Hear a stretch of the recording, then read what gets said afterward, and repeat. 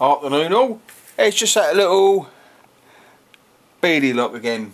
Something that you should always try with small padlocks, should you come across them, is, I'll just show you, that opens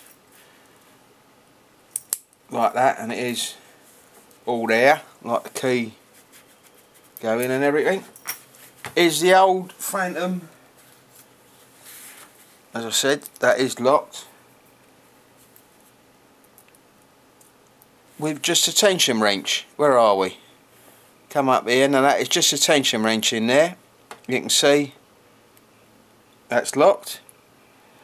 Little twist and it's open. There's quite a few small, cheap and nasty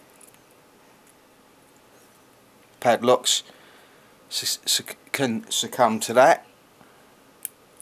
Twist, open. There you go. Not ground shaking, not ground shaking or earth shattering, but just thought I'd show you anyway. Thank you. Your IMAP server closed the connection. Oh, yeah, I'm doing that anyway. See you later. Bye.